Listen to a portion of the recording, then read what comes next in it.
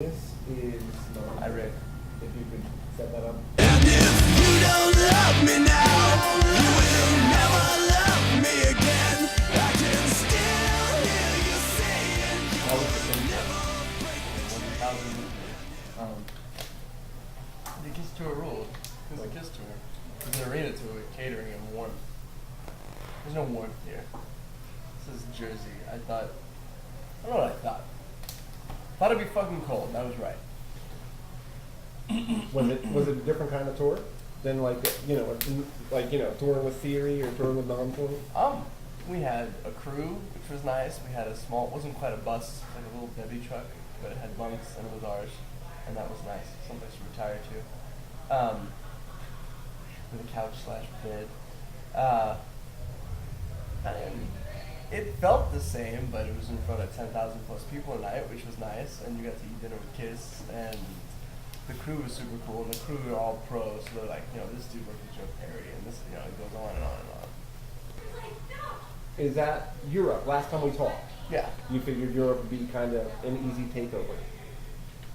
How do you feel I now? figured they'd be more receptive, and they were. Really? So, yeah, we definitely, you don't have to crush skulls over there to get through to people, So are They there register. is there more Europe in the future?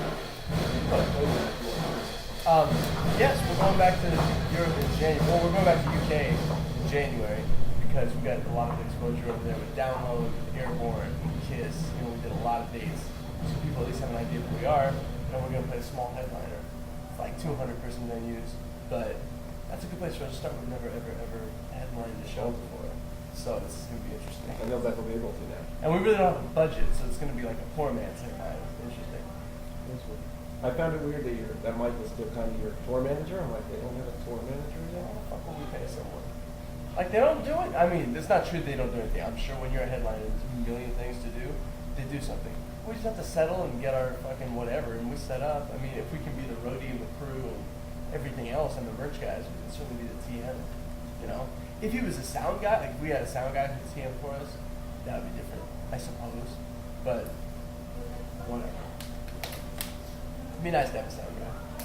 You ever been to Sound Up? We rely on the house guys. So a lot of times the house guys, they know their house, Yeah. so we The do house guys okay. are pretty But they don't know us, so they don't know. Oh, it's guitar heavy. Oh, they all sing, so it can't just be vocal center.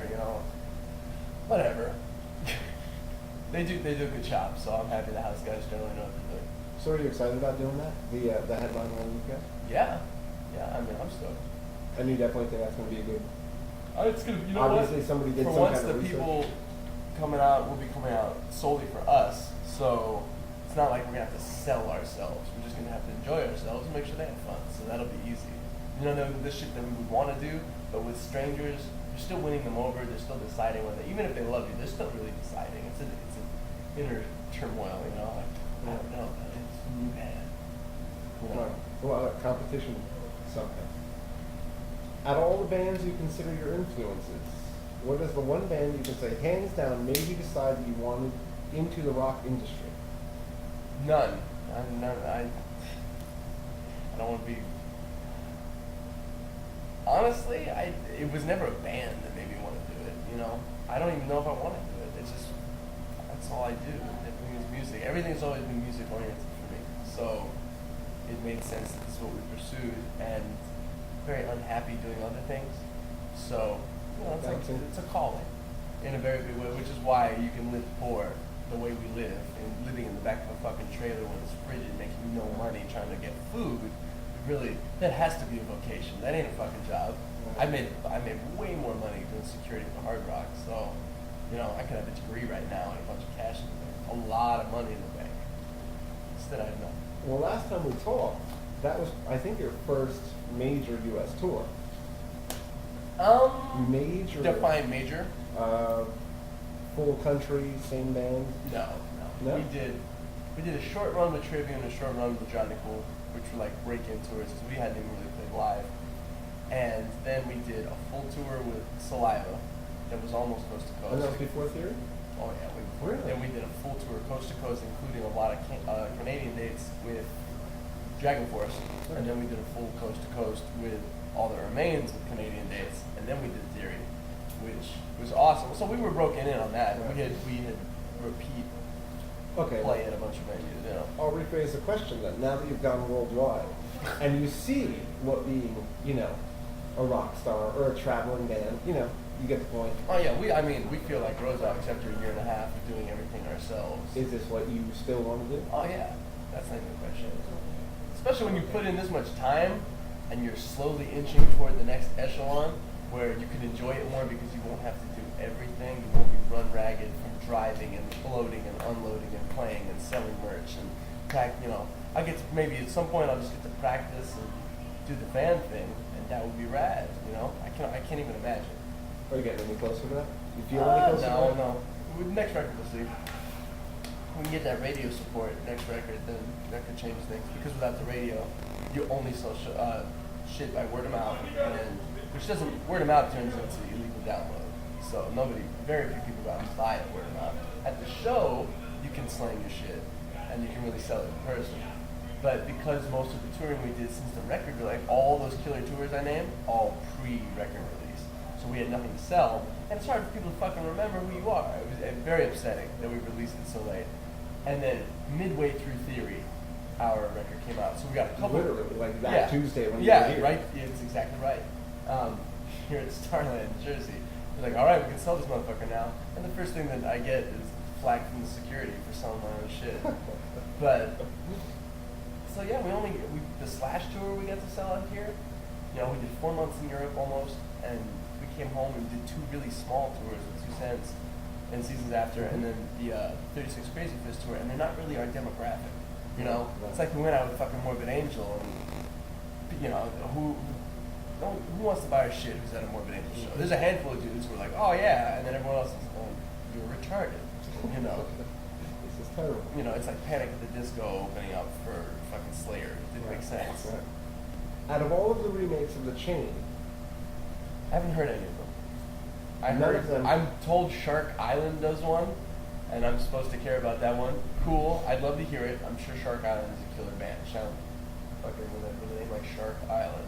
How could they not be great? Probably very technical. No, they might be great. I don't know. But then like Tantric did one. Did they? Yeah. And see, that's one you figure people would know. And whatever. I like mine. Well, I like the original. that's where this question was going. This one's from Mike. He says, out of all the ones of The Chain, which we discussed last time you were here, and I said, why is The Chain not a single? And you're like, people aren't ready yet.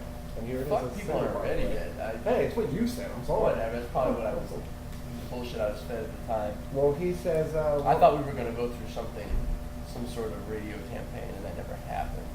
So I'm thrilled about that. I would like that support because it's a huge facet.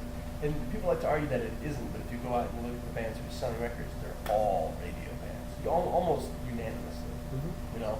So, well, he says yours is the best. I agree personally. well, who's the person? Mike? but Mike. I hope it wasn't my mic. No, It's probably my mic. It was. It was your guitar player, Mike. He says our Chain is the best. Taking John is the best. What do you think? Don't you think he's the best? No, it was a different Mike. Actually, he's one of my crew members, as a matter of fact. You can't see me typing. I just did this whole typing thing. I looked up there much. Nobody knows. Nobody types like this. This looks more like Thriller. Taking on doing Thriller next album. No. If we cover it, I'd probably want to do Dirty Diana. It's a good one. Thriller's a shit, but Well, what made you decide to do Chain? I think I asked you that last time. yeah, Mike picked it. Come on, Mike. Jesus. Oh, did you really? Yeah, Mike picked. We were gonna do Fuck Like a Beast from Wasp. Then we thought about doing Mirror Mirror from Def Leppard. And then we decided we didn't want to do an 80s band because we already have that sound. So, you know, that's definitely a big facet of our sound, and we don't need to do something that's almost cliche for us to do, even though we love those tunes and not a lot of people know them. So it's kind of, we could put that in the forefront. And then Mike, we talked about doing a Fleetwood Mac cover before because we're talking about how dark and heavy a song like Rhiannon is. And a lot of their shit, it's just, it has this vibe, you know, it's very ominous. And at the same time, it's so uplifting and upbeat, and that's difficult to capture. So we were happy to, I don't know, put our stamp on that. Because we try and go for that. We try to have the dark edge to a lot of, I don't know, the emotional capacity of music, where it's still, you know, it ain't typo negative. You know, it's not doomy, but there's an edge. But at the same time, we go for the fucking full on, you know. or the headbanging shit. There's too much going on. I need to just pick something. And you did, and it worked out, and it's a single now. How is the single doing, by the way? Is it doing good? Single in UK, not a single here. It's got a video. I just It's got a assumed it was video, but as a single. that I mean, we made that ourselves, you know. Yeah, we made that shit work. It looks good. It looks Okay. expensive. Yeah, it looks alright. Was that really you guys in the studio, or you set up to do that? Oh, that was the Palm Studio, No. and no, because we were in the studio like 2 years ago. Okay. But So it's all fake, is what you're saying. oh, we played it, but no. But if anybody thinks that the records are tracked like that, where we all face this way and there's a camera, I hate to burst your bubble, but I'll do it. Videos are fake. So are most people's live shows.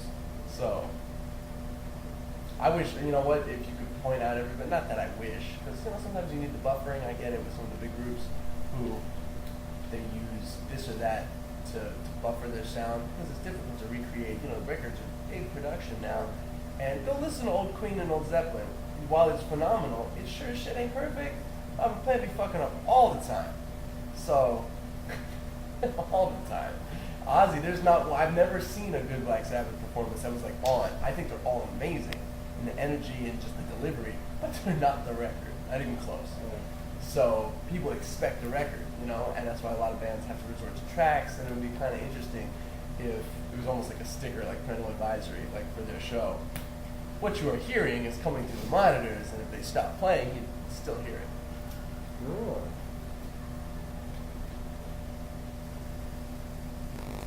Thanks for You know, like Non-Point in this moment, and Theory, like Theory's such a huge band, you figure they would have to fall back on something like that because there's so much production to their songs.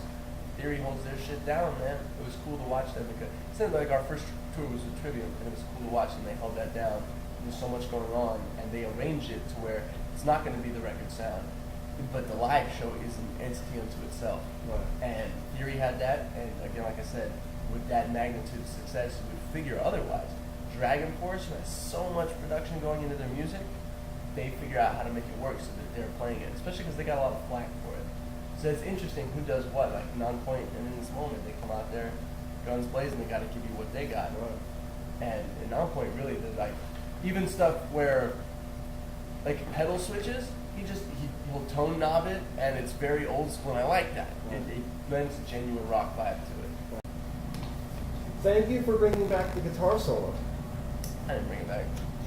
It was there. Guitar solo, even when guitar solos did leave, they weren't gone. They were just elsewhere. Fucking, if you told Swedish people guitar solos left, They were they'd just be on the indie rack somewhere. "In- Indie rack? They were like on the indie rack.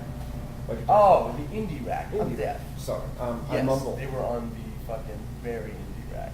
Yeah. Do you feel? Well, you kind of answered it. You're welcome though, for whoever said thank you. I mean, I'm happy to. I'll play all day long. Well, do you feel a lot of bands have strayed from that?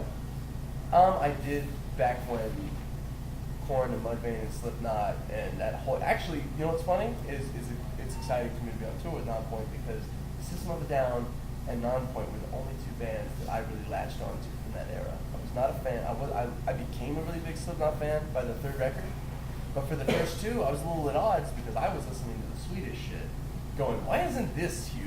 Why is this huge and this isn't huge? This is the shit, and this is. I don't get that. I can't relate to this. I'm missing something. And I was the only one because everybody else got it. But, which is usually my barometer now. If I like something, it's doomed to fail. And if I hate the shit out of it, it's going to be huge. I'll tell you which band is going to be big. Because I'll be like, oh, Please, it'll be I like loathe a- this band. Like well, I can't now. Being up on tour with them. It's not their fault that I don't like them. That's me. That's my hang up. Unless they're dickheads, then I'll let you know. Have you toured with anybody who's like you're like, really? I'm not going to tell you. Nobody ever They're asked. all sweethearts. They're all sweethearts to me.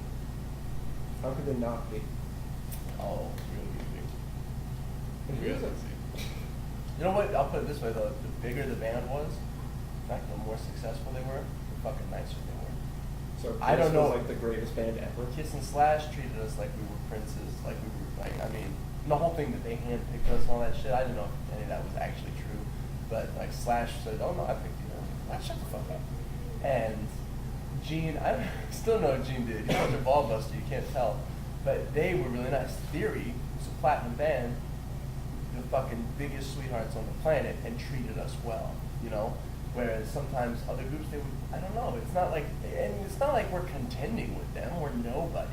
They're on a headlining tour, we're the bitch band, and, you know, we don't put on a bitch band show, but at the same time, it's not like we're threatening your audience, they're there for you, we're just desperately trying to scrape more in our pool, and some people didn't take that well, for whatever reason. If it's because we snaked their girls after the show, or if it's because they thought we genuinely sucked and we're like, fuck you. It varies, but we tried, you know. I And we were always still wondered. nice, even when they were dickheads. We don't fucking flip it around like, okay, well, in that case. Right. I always do wonder that, like, why? How should bands? I mean, aside from maybe personal reasons, but how do bands hate each other? It shouldn't be a competition with music because you can buy 2 CDs, Yeah, but it is. or you can steal 2 songs. It is a competition. It always is a competition. You're competing for very limited dollars. You know, in that market, there's every piece of the pie. Not everybody gets an equal slice. So you're trying to get that big piece. What's funny, same thing on that tour. Theory of a Dead Man, who treated us like gold. Hailstorm, fucking treated us like gold. Adley This Way, who were really good friends of ours, who were in direct competition with for those dollars because we're both bands coming up, even though they have the radio campaign, a lot of exposure. We're trying to snake that person, like, don't buy their CD, buy our CD. And even amidst that, that was healthy, friendly. That's what America's about. That was real deal competition. And that was inspiring, whereas other groups, because they hustled, because Adelitas was like the only other band who would come out after a show and sell CDs the way we do. Because Rick is our buddy from back home in Vegas, and we make shit happen, you know? I mumble. It's my fault. I'm Chris from Taking Dawn. You asked, I answered, and you're all disappointed and shit now.